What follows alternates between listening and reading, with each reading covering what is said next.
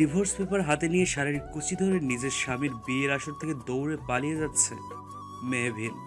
পেছনে পেছনে কালো পোশাক পরিহিত মহিলা বডিগার্ডরা দৌড়ে যাচ্ছে মেহবিনের পেছনে, কিন্তু মেহবিন যেন তাদের ধরার ছোঁয়ার বাইরে। তারা দৌড়ে সামনের দিকে দৌড়াতে লাগলো, কিন্তু পেছনে তাকালে হয়তো দেখতে পেত ঘামার্ত মুখশ্রীর আড়ালে থাকা ক্লান্ত রমণীকে, যে গাছের আড়ালে নিজেকে আড়াল করে রেখেছে। মেহবিন আড়াল থেকে তার ছেলে হাসি দিয়ে বলল, এই মেহবিন তালুকদারকে ধরতে এসেছে? কত বড় সাহস! আমাকে ধরা বুঝি এতই সহজ? একদমই না। মেহবিন উল্টো দৌড় দিল পেছন থেকে। তখনই দুখানা বড় বড় গাড়ি মেহবিনের সামনে এসে দাঁড়ালো। গাড়িগুলো দেখে মেহবিনের বুঝতে বাকি নেই, এত লাক্সারিয়াস গাড়িগুলো আর কারো নয়, স্বয়ং আরহাম হাসান তালুকদারের, যে সম্পর্কে মেহবিনের স্বামী। মেহবিন পেছনের দিকে দৌড়াতে চায়, কিন্তু পেছনে আহরামের মহিলা গার্ডদের দেখে থেমে যায়। সে যেন পড়েছে মহা এক বিপদে। একদিকে বাঘ, আরেকদিকে কুমির। কোন দিকে যাবে সে এখন? ব্ল্যাক ব্লেজার পরিহিত কালো সানগ্লাস পরে গাড়ি থেকে বেরিয়ে এলো আরহাম হাসান তালুকদার। আরামকে দেখে ভয়ে ঢোক গেল মেহবিন। মেহবিনের সামনে দাঁড়িয়ে নিজের ঘড়ি দেখতে দেখতে বলল, আমার প্রায় 1 ঘন্টা 2 মিনিট 34 সেকেন্ড তোমার মতো স্টুপিড মেয়েকে খুঁজতে গিয়ে লস হয়ে গেল। জাস্ট স্টুপিড মেয়ে একটা। মেহবিন কিছুটা সাহস জুগিয়ে মুখ বেঁকিয়ে জবাব দিল, তা বিয়ে রেখে আমার মতো স্টুপিড মেয়েকে খুঁজতে বলেছিল কি শুনি? যান না যান, আপনার মায়েরা টায়রার কাছে যান। শাকচুন্নিটা আপনাকে বিয়ে করার জন্য একেবারে বসে আছে। আরহাম মাথা চুলকিয়ে লাজুক হেসে বলল, হ্যাঁ তা ঠিক, আমার হবু বউ আমার জন্য কখন থেকে বিয়ের আসরে বসে আছে। শুধুমাত্র তোমার মতো স্টুপিড মেয়ের জন্য তাকে অপেক্ষা করাচ্ছি। এখন চলো। মেহবিন হাত ভাঁজ করে শক্ত গলায় চোখ রাঙিয়ে জবাব দিল। আমি কোথাও যাব না, কিছুতেই যাব না। আরহাম মেহবিনকে নিজের কাছে এনে ফিসফিস করে বলল, তোমাকে ছাড়া তো আমি বিয়েই করব না। তুমি আমার মামার একমাত্র মেয়ে বলে কথা। তাছাড়া নিজের হাজবেন্ডের বিয়ে অ্যাটেন্ড করে সেই বিয়ে এনজয় করাটাও কিন্তু একটা মজাদার ব্যাপার। কি বলো? আর তো কিছুক্ষণ, তারপর তো তুমি এই বিয়ের বাঁধন থেকে মুক্ত হয়ে যাবে, তাই না? আরামের শেষের কথা চুপ হয়ে যায় মেহবিন। হ্যাঁ, আরামের সাথে সে বিবাহ পবিত্র বন্ধনে আবদ্ধ, যার সমাপ্তি তালাকনামা নামক তিক্ত শব্দে। হ্যাঁ, সে আরামকে ভালোবাসে না। তাদের মিথ্যে বিয়ে নামক বন্ধন থেকে সেও মুক্ত হতে চায়। তবে কেন আজ তার বুকে চিজিনে ব্যথা করছে? কি ব্যথার উৎস? মেহবিনের ভাবনার মাঝেই সে উপলব্ধি করে সে হাওয়ায় ভাসছে, অর্থাৎ আরাম তাকে কোলে তুলে নিজের গাড়ির দিকে নিয়ে যাচ্ছে। মেহবিন নিজের হাত পা ছড়িয়ে বলতে থাকে, কি করছেন কি? এক্ষুনি আমাকে নামান বলছি, অসভ্য লোক একটা। নিজের হবু বউকে কোলে নিয়ে বসে থাকুন। আমাকে ছেড়ে দিন, আমি কিছুতেই আপনার সাথে যাব না। আরহাম মেহবিনের দিকে ধমকের সুরে পড়ে, স্টুপিড মেয়ে একটা, বেশি কথা বলো কেন? আমার হবু বউকে বিয়ের পরে সারা বাড়ি কোলে নিয়ে ঘুরবো, তার জন্য তোমার থেকে অ্যাডভাইস নিতে হবে না। আপাতত নিজের প্রেজেন্ট ওয়াইফকে কোলে করে আমার বিয়ের আসরে বসিয়ে নিজের বিয়ে দেখাবো। হাজবেন্ডের বিয়ে আরামের সহিত বসে বসে দেখবে, আলাদা একটা ফিলিংস। কজনের তোমার মতো ভাগ্য হয় বলো তো? মেহবিন আরামের কথায় মুখ বেঁকিয়ে রাগে ফুসফুস করতে লাগলো। আরাম তা দেখে আলতো হেসে পিছনে থাকা নিজের লেডি গার্ডসদের লেটস মুভ বলে গাড়িতে মেহবিনকে সাথে নিয়ে উঠে গেল। পিছনের গাড়িতে আরামের দেহরক্ষী রয়েছে, সামনের গাড়িতে শুধুমাত্র আরহাম এবং মেহবিন। আরহাম গাড়ি চালাচ্ছে, তার পাশে মেহবিন বসে রয়েছে হাতে ডিভোর্স পেপার নিয়ে। আরহাম সেই ডিভোর্স পেপারটার দিকে তাকিয়ে গম্ভীর সুরে বলে উঠল, এখনো সাইন করনি? আচ্ছা, সাইন না করলে আমাদের ডিভোর্সটা হবে কিভাবে? কিছুক্ষণ পর আমার বিয়ে। আমি চাই না তুমি আমার স্ত্রীর অধিকার নিয়ে তুমি আমার বিয়েতে কোনো ঝামেলা ক্রিয়েট করো। সো যত আর্লি পারো সাইন করে দাও। মেহবিন অসহায়ভাবে ডিভোর্স পেপারটার দিকে তাকালো। ডিভোর্স পেপারে জলজল করছে আরহামের সাইন। পাশের জায়গাটা খালি পড়ে আছে। মেহবিনের একটিমাত্র স্বাক্ষরে হয়তো সেই জায়গাটি পরিপূর্ণতা পাবে। মেহবিন সুদীর্ঘ শ্বাস ফেলে অদৃশ্য এক কষ্টে কাঁপা কাঁপা হাতের ডিভোর্স পেপারে সাইন করে দিল। যদিও তার কিছুটা কষ্ট হচ্ছে, কিন্তু তার এইভাবে ভালো লেগেছে যে সে এখন মুক্ত। সে এখন তার ভালোবাসা মানুষের কাছে ফিরে যেতে পারবে। সাইন করার সঙ্গে সঙ্গে আরহাম গাড়ির একটা জোরে ব্রেক কষল। মেহবিন ব্রেক কষাতে কিছুটা ঝুঁকে গেল। পাশে তাকাতে আরহাম মুখ ঘুরিয়ে গাড়ি থেকে বেরিয়ে গেল। মেহবিন বুঝতে পারল না আরহাম হঠাৎ কোথায় বেরিয়ে গেল। আরহাম যখন গাড়িতে ফিরে এলো, তখন মেহবিন দেখতে পেল আরহামের বাঁ হাতে কেমন রক্ত জমাট বেঁধে আছে। আরহাম তীব্র নিঃশ্বাস ফেলছে সময়ের সাথে সাথে। মেহবিনকে কথা বলার সুযোগ না দিয়ে আরহাম গাড়ি তালুকদার বাড়ির দিকে ঘুরিয়ে নেয়। মেহবিন সম্পর্কে আরহামের মামাতো বোন হয়, অনার্স দ্বিতীয় বর্ষের ছাত্রী। আরহামের মায়ের ক্যান্সার ধরা পড়েছে, ডক্টর বলেছে হাতের সময় কম। এই সময় তিনি আবদার করে বসেছেন মেহবিনকে তিনি নিজের ঘরের বউ করে আনবেন। মায়ের আবদার আরহাম পূরণ করতে কোনোরূপ দ্বিধা করে না। মেহবিনের বাবাও বোনের শেষ ইচ্ছে রাখেন, কিন্তু সমস্যা দাঁড় করায় মেহবিন। সে কিছুতেই আরহামকে বিয়ে করতে চায় না। তার পিছনে বেশ বড় কারণ রয়েছে। তার কারণ অভ্র, যার সাথে পূর্বে তার বিয়ে ঠিক হয়েছিল। আরহামের চাচাতো ভাই, সে নিজেদের ব্যবসার কাজে অস্ট্রেলিয়া রয়েছে। ছোটবেলা থেকে মেহবিন তাকে পছন্দ করলেও অভ্র করে কিনা তা নিয়ে সন্দেহ। আরহামের মায়ের ইচ্ছেতেই অভ্রের মা বাবা আপত্তি করেনি, কিন্তু অভ্র সম্পূর্ণ মেহবিনের সাথে যোগাযোগ বিচ্ছিন্ন করে ফেলে। মেহবিনের ইচ্ছের বিরুদ্ধে বিয়েটা হলো সে আরহামের বাড়িতে যেতে মানা করে তার বাবাকে। মেহবিনের বাবাও মেয়ের সিদ্ধান্তে দ্বিমত পোষণ করেনি। তিনি শুধু দীর্ঘশ্বাস ফেলে বলেছিলেন, মারে তুই রাগ করিস না, দেখবি আমার সিদ্ধান্তকে তুইও সঠিক বলবি। আমি ঠিক ছিলাম, তুই বুঝবি একদিন। আরহাম অনেকবার চেষ্টা করা সত্ত্বেও মেহবিন কিছুতেই তার সিদ্ধান্ত থেকে পিছপা হয়নি। অবশেষে হুট করে একদিন আরহাম মেহবিনের বাসায় এসে তাকে জানায় সে মেহবিনকে ডিভোর্স দিয়ে দেবে। প্রথমে শুনে মেহবিন খুশি হয়, কিন্তু আরহাম তাতে শর্ত জুড়ে দিয়ে বলে, ডিভোর্স দিব ভালো কথা, কিন্তু যেদিন তোমাকে ডিভোর্স দিব সেদিনই পুনরায় বিয়ে করব আমার বিজনেস পার্টনার মায়রাকে। সেদিন বিয়েতে তোমাকে উপস্থিত থেকে আমাদের বিয়ে দেখতে হবে এবং 3 মাসের জন্য আমার বাড়িতে থাকতে হবে। প্রথমে আরামের অদ্ভুত শর্তে মেহবিন রাজি হলেও একদিকে সে খুশি, সে মিথ্যে বিয়ে নামক বন্ধন থেকে মুক্ত পাবে। কিন্তু যখন সে শুনলো তাকে আরামের বাড়িতে 3 মাস থাকতে হবে, তখনই ঘটে বিপত্তি। আরামের বাসায় থেকে সে অভ্রের কাছে ফিরবে কি করে? তাই তো বিয়ের দিন আরামের বাসা থেকে ডিভোর্স পেপার হাতে নিয়ে মেহবিন পালিয়ে যায়, কিন্তু অবশেষে ধরা পড়ে যায় আরামের হাতে। গাড়ির হর্নে অতীত থেকে বের হলো মেহবিন। আরহাম মেহবিনের হাত ধরে বিয়ের হলের দিকে নিয়ে যেতে থাকে। সেখানে উপস্থিত সকলে দুজনকে একসাথে দেখে কিছুটা অবাক হলেও আরামের মা রহস্যময় এক প্রশান্তের হাসি দেয়। মায়েরা ছুটে এসে বধূর সাজে বিচলিত হয়ে বলে, মেহবিন সাইন করেছে? আরহাম বলার পূর্বেই মেহবিন মুখ বেঁকিয়ে বলে, চিন্তা করবেন না, আপনার হাব্বি এখন মুক্ত। এখন নিশ্চিন্তে বিয়ে করুন আপনারা। মায়ের মুখশ্রীতে নিশ্চিন্তের রেশ লক্ষ্য করা গেল। চলো আরহাম, আমাদের বিয়েতে দেরি হয়ে যাচ্ছে, এমনি অনেক টাইম নষ্ট হয়ে যাচ্ছে। মায়ের কথায় আরহাম তাকে নিয়ে বিয়ের স্টেজের দিকে গেল। কাজী সাহেবও বিয়ের ব্যবস্থা শুরু করলেন। মেহবিন নিষ্পাম দৃষ্টিতে তাকিয়ে রইল। যে মানুষটা কিছুক্ষণ পূর্বে তার স্বামী ছিল, আজ সে অন্য কারো হয়ে যাবে। স্বামীর বিয়ের আসরে দাঁড়িয়ে ডিভোর্স পেপারে গোটা গোটা অক্ষরে আরহামের নামখানা দেখে বুকটা ছ্যাদ করে উঠল মেহবিনের। তার নেত্রজোড়া না চাইতেও বিয়ের স্টেজে বসে থাকা সুদর্শন পুরুষের দিকে চলে গেল, যে কিছুক্ষণ পূর্বেও তার স্বামী ছিল। সে একটু পর অন্য কারো স্বামী হয়ে যাবে ভাবতেই হাত পা কাঁপছে মেহবিনের। আচ্ছা, সে তো আরামকে ভালোবাসেনি, কিংবা বিয়ের পর কখনো সংসার করেনি। তবে তবে কিসের এত টান অনুভব হচ্ছে তার?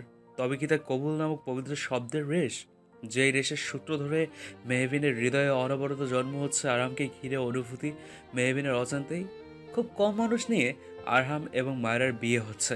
আরহামের বাড়ির বাগানে থাকা বিশাল হলরুমে কাঁধে কারো স্পর্শ পেয়ে মেহবিন পিছনে করে তাকিয়ে দেখে তার বাবা দাঁড়িয়ে আছে। মেয়ের মাথায় স্নেহের সহিত হাত বুলিয়ে তিনি প্রশ্ন করেন, এবার তুই খুশি তো মা? দেখ, আরহাম তোকে মুক্ত করে অন্য কাউকে বিয়ে করছে। মেহবিন কোনরূপ জবাব না দিয়ে অধরে জোর করে সামান্য হাসি ফুটিয়ে আরহামের দিকে তাকায়, কিন্তু আরহাম একবারও তার দিকে তাকালো না। কাজী সাহেব আরহাম এবং মায়রাকে দিয়ে বিয়ের পেপারে সাইন করে নিলেন। অতঃপর মায়রাকে কবুল বলতে বলে সে দ্রুততম সময় কবুল বলে ফেলে। কাজী সাহেব আলহামদুলিল্লাহ বলে আরহামকে কবুল বলতে বলে। মেহবিনের নিজের বিয়ের সময়ের কথা মনে পড়ে গেল। সে আর দাঁড়িয়ে থাকতে পারল না, দ্রুত পায়ে বাগানের দিকে চলে গেল। পেছনে করলে হয়তো দেখতে পারতো আরহামের অধরে লেগে থাকা তৃপ্তির হাসি। হলের হয়েছে শুনে মেহবিনের বুঝতে বাকি নেই বিয়ের কাজ সম্পূর্ণ হয়ে গিয়েছে ইতিপূর্বে। মেহবিনের পিছনে পিছনে তার বাবা আফজাল সাহেবও আসেন। মারে, তুই এখানে দাঁড়িয়ে কি করছিস? ভেতরে চল। বাবার কথায় মেহবিন আশেপাশের দিকে তাকিয়ে তড়িঘড়ি করে তার বাবাকে বলল, বাবা, বিয়ে তো হয়ে গেল, এখন চলো আমরা নিজেদের বাড়ি চলে যাই। কিন্তু মেহবিন তার বাবার কথায় কর্ণপাত না করে তার বাবার হাত ধরে গেটের দিকে নিয়ে যেতেই দেখতে পায় তার সামনে আরহামের দেহরক্ষীগণ বন্দুক হাতে নিয়ে দাঁড়িয়ে আছে। মেহবিন কিছুটা ভয় নিয়ে বলে, আপনারা এইভাবে দাঁড়িয়ে আছেন কেন? সরুন বলছি, আমরা গাড়ি নিয়ে এক্ষুনি বের হব। এর মধ্যেই আরহাম চলে আসে আর বলে ওঠে, আমার অর্ডার ব্যতীত তুমি কেন একটা মাসিও আরহাম তালুকদার দৃষ্টিসীমা থেকে বের হতে পারে না? এইটুকু তোমার জানা উচিত, স্টুপিড মেয়ে। আরহামের কণ্ঠস্বর শুনে তড়িৎ গতিতে পেছনে তাকায় মেহবিন। মেহবিনের বাবা তা দেখে মুচকে হাসে। আরহাম মেহবিনের দিকে এগিয়ে এসে একটা কাগজ মেহবিনের দিকে ছুড়ে দিয়ে বলল, ব্যাপারটা ভালো করে পড়ো স্টুপিড মেয়ে। শর্ত অনুযায়ী 3 মাস তোমাকে এই আরহাম হাসান তালুকদারের বাড়িতেই থাকতে হবে, আদারওয়াইজ আমি অন্য স্টেপ নিতে বাধ্য হব। মেহবিন কিছুটা সাহস জুগিয়ে বলে, আমাদের ডিভোর্স হয়ে গেছে, আপনি আবারও বিয়ে করেছেন, তাহলে আমি কেন আপনার বাড়িতে থাকবো বলতে পারেন? কেন আটকে রাখতে চাইছেন আমাকে? শেষের কথাটি কিছুটা চিৎকারের সুরে বলে মেহবিন। আরহাম তাদের বিরক্ত হয়ে মেহবিনের কানের কাছে এসে ধীর গতিতে বলল, আমি কত সুন্দর করে আমার মায়ের ডার্লিংয়ের সাথে সংসার করছি তা দেখবে না? দেখে নাও কিন্তু ভালো, আফরির সাথে সংসার করার আগে একটা ভালো এক্সপিরিয়েন্স হয়ে যাবে। কথাটা বলেই আরহাম মেহবিনের হাত ধরে বাড়ির দিকে নিয়ে যায়। মেহবিন তার বাবার দিকে অসহায়ভাবে তাকিয়ে বলে, বাবা তুমি ওনাকে আটকাও, আমি কিছুতেই এই বাড়িতে থাকবো না, আমি তোমার সাথে বাড়িতে যাব। মেহবিন বাবা হাত উঁচু করে বললেন, আমি প্রথমে সিলিন্ডার করে ফেললাম মামনি। তুমি নিজে থেকেই আরহামের শর্তের পেপারে সাইন করেছো, এখন আমার কিছুই করার নেই। মেহবিন তার বাবার উত্তরে হতাশ হয়ে পড়ে। আরহাম তাকে এক প্রকার টেনে হিঁচড়ে একটি বিশাল কক্ষে ছুঁড়ে ফেলে। মেহবিন গিয়ে বিছানায় পড়ে যায়। আরহাম পকেটে হাত গুজে চারপাশে ভালো করে তাকিয়ে বলল, এই ঘর থেকে এক পাও বাইরে বের করলে আমার থেকে খারাপ কেউ হবে না। গ্রেট। আরহাম কথাটি বলেই বেরিয়ে যায়। মেহবিন রাগে ফুঁসতে ফুঁসতে উঠে দাঁড়িয়ে পড়ে। মগের মুল্লুক পেয়েছে নাকি? আমাকে ডিভোর্স দিয়ে মুক্ত করলো নাকি উল্টো বন্দি বানিয়ে ফেললো? আমি তো এখন ইচ্ছে করে ঘর থেকে বের হব, সারা বাড়ি ঘুরে বেড়াবো, দেখি কে আমাকে কি করে। মেহবিন কথাটি বলে পুনরায় বসে পড়ল।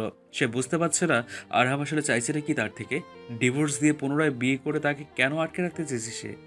মেহবিন গ্লাস বের করে জগ থেকে পানি নিয়ে ঠক ঠক করে খেয়ে ফেললো। সে ঠিক করলো কালকে ভার্সিটি গিয়ে সবার প্রথমে তার বেস্ট ফ্রেন্ড অন্তুর সাথে দেখা করবে।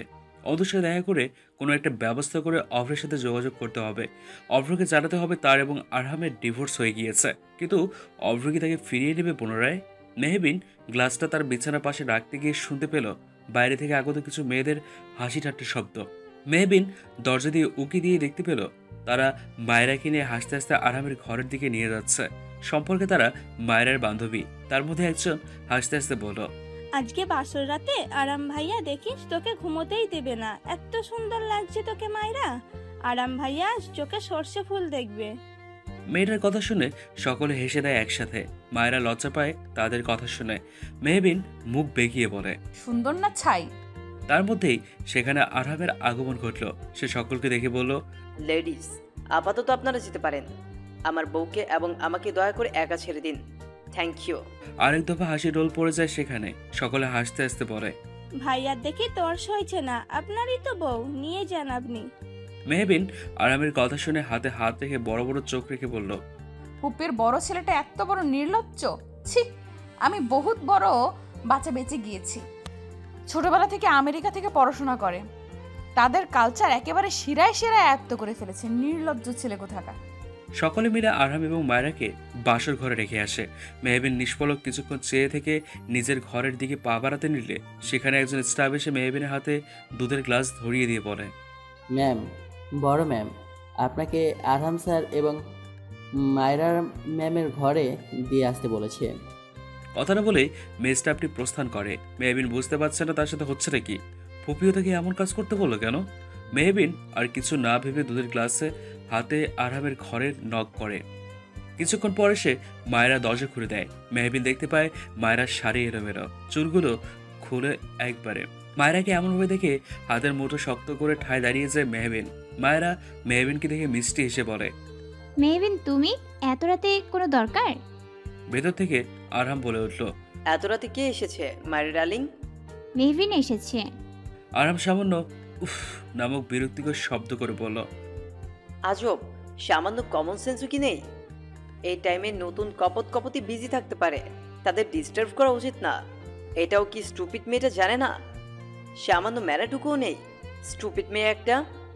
এইসব পাবলিকদের জন্য বাইরে নোটিশ ঝুলিয়ে রাখতে হবে। আরামের কথায় অপমানে মেহবিনের আঁখি জোড়া বেয়ে সামান্য অশ্রু গড়িয়ে পড়ে। মায়েরা তা দেখে বলে, আরাম প্লিজ স্টপ, এভাবে বলো না। মেহবিন মায়েরার দিকে তাকিয়ে চোখ পাকিয়ে বলে, মায়েরা আপু কাউকে বলে দিও, কাউকে ডিস্টার্ব করার ইন্টেনশন আমার নেই। ফুপি দুধটা দিতে যেতে বলেছিল তাই এসেছি, নাহলে কখনো আসতাম না। মেহবিন কথাটি বলে চলে যেতে নিলেও আরামের কথা শোনা যেতে পারে না। প্রাক্তন স্বামীর বাসর ঘরের সামনে দাঁড়িয়ে অপমান নীরবে অশ্রু বিসর্জন দিচ্ছে মেহবিন। না চাইতেও ঠায় দাঁড়িয়ে রয়েছে আরামের সদর দরজার সামনে, কারণ আরামের কড়া নির্দেশ বাসর রাতের এত সুন্দর ডেকোরেশনে আরহাম ও মায়েরার সুন্দর করে কাপল পিক তুলে দিতে হবে। আরহামের কথার বিপরীতে ভেজা গলায় তেজ দেখিয়ে মেহবিন উত্তর দেয়, আপনার এত স্টাফ থাকতে আমাকে তুলে দিতে হবে কেন? ক্যামেরাম্যানের কি অভাব পড়েছে? স্টুপিডের মতো বেশি কথা বলবে না মেয়ে। আমার বাড়িতে থাকছো, সো আমার প্রতিটা অর্ডার তোমাকে শুনতে হবে, বুঝলে? আরহামের কথায় শায়জানিয়া মায়েরাও অনুরোধের সুরে বলে, আরহাম যখন বলছে তুলেই দাও না মেহবিন, আমি ছবিগুলো ফেসবুকের প্রোফাইলে কভারে দিব। বিয়ে করে এত সুন্দর জামাই পেয়েছি, সবাইকে দেখাতে হবে না? তুলো তুলো, সুন্দর করে তুলো। শয়তান সেমরির কথা শুনলে গা জ্বলে যায়। একদিন বিয়ে হতে না হতেই আমার জামাই বলে বলে সারা বাড়ি মাথায় করে ফেলছি। উফ, আমার তো রাগ হচ্ছে কেন? মেহবিনকে বিড়বিড় করতে দেখে আরাম ভ্রু কুঁচকে পড়ে। স্টুপিডের মতো কি এত বিড়বিড় করছো? আমাদের কাপল পিক তোলো। কথাটি বলেই আরহাম মায়েরার কোমরে হাত দিয়ে সুন্দর করে পোজ দেয়। মেহবিন আরহামের আইফোনটি হাতে নিয়ে মনে মনে হাজারখানা আরহামকে গালি দিয়ে ছবি তুলতে থাকে। না যেতেও আরহামের হাতের দিকে তার নজর যাচ্ছে, বিরক্তিকর লাগছে সবকিছু তার। মেহবিন অনুভব করলো তার আঁখিতে ধরা দিচ্ছে ফোঁটা ফোঁটা অশ্রুবিন্দু। মেহবিন কোনো মতে ছবি তুলে মায়ের হাতে ফোনটি দিয়ে আরহামের কক্ষ থেকে প্রস্থান করে। নিজের ঘরে এসে পায়চারি করতে থাকে মেহবিন। কেন হচ্ছে তার সাথে এমন এমন বাজে অনুভূতির কারণই বা কি? আরাম কেন তাকে দিয়ে এইসব করাচ্ছে? মেহবিন বিছানায় গিয়ে শুয়ে পড়ল, কিন্তু কিছুতেই তার ঘুম আসছে না। সমস্ত নিদ্রা যেন তার সাথে বেশ অভিমান করে ছুটে পালিয়ে গেছে। শীতের মধ্যেও অদ্ভুত এক অস্থিরতায় মেহবিনের শরীরের তাপমাত্রা বেশ যেন 1 ডিগ্রি বেড়ে গেল। মেহবিন শুয়ে থেকেই হাতজোড়া পরস্পরের সাথে ঘষে তা আরো উষ্ণ করে তুলল। মেহবিন বুঝতে পারলো তার আজকে আর ঘুম আসবে না। মেহবিন তার কক্ষ থেকে বেরিয়ে ছাদের উদ্দেশ্যে রওনা দিল। ছাদে এসে তার বেশ শীত অনুভব করলো। চারপাশে শীতের ঠান্ডা হাওয়া এসে তার গায়ে আলতো করে ছুঁয়ে দিচ্ছে। মেহবিনের ভালো লাগলো। নেত্রপল্লব আবাসে বন্ধ করে নিল। পরক্ষণে তার মস্তিষ্কে এসে ধরা দিল আরহাম এবং মায়রার ঘনিষ্ঠ মুহূর্তগুলো। মেহবিন চট করে তার আখি জোড়া খুলে ফেলল। শীতে মৃদুভাবে কেঁপে উঠল তার দেহের প্রতিটি অঙ্গ প্রত্যঙ্গ। তখনই পেছন থেকে কেউ মেহবিনের গায়ে চাদর দিয়ে আলতো করে জড়িয়ে দিল। মেহবিন পেছনে তাকিয়ে আরামকে দেখে কিঞ্চিত নয় বেশ কড়াভাবে অবাক হলো। বাসরাত ছেড়ে আরাম এখানে কি করছে এখানে? আরাম খানিকটা ধমকের সুরেই বলল, এই শীতের রাতে চাদর ছাড়া বের হয়েছো কেন? ঠান্ডা লাগলে কি হবে তোমার? আরামের ধমকের সুরে করার যতটুকু হজম হলো না মেহবিনের। সে মুখ ঘুরিয়ে খানিকটা অভিমানের সুরে বলল, তার নিজের বাসরাত ছেড়ে এখানে কি করছেন শুনি? আমি তো আপনাদের বাসরাতে এসে ডিস্টার্ব করি, তো আমার জন্য বাসরাত বাদ দিয়ে এখন এইসব কনসার্ন দেখাতে এসেছেন কেন? মেহবিনের মনের গহীনে থাকা সুপ্ত অভিমানকে বুঝতে পেরে খানিকক্ষণ আলতো হেসে ছাদের রেলিংয়ে হাত রাখলো।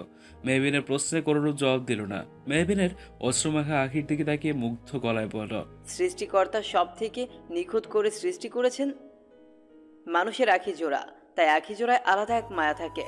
কিছু কিছু মানুষের আখি জোড়া এতটাই সুন্দর, আমরা কখন সেই মানুষের আখি জোড়াকে বলে আখ্যা দিয়ে থাকি। আমি ঠিক বুঝলাম না। মেয়ে, তুমিও অদ্ভুত মায়াবী আখি জোড়ার অধিকারী।